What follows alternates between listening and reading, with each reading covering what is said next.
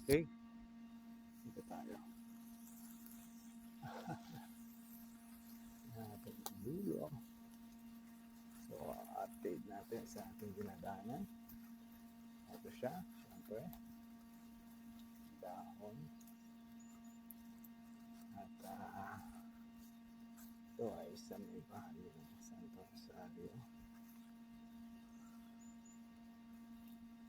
Iba sa Palas. So, yan natin doon sa ito. So far,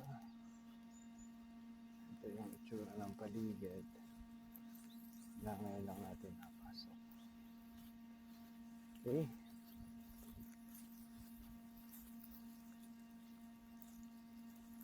Bahay dito.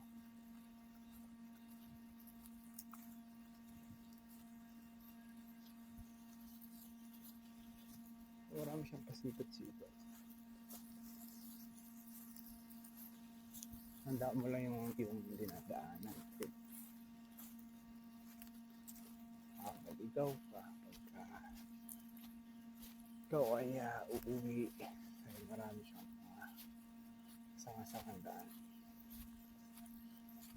So mataas na ito. Okay. Pati na yung hiyan.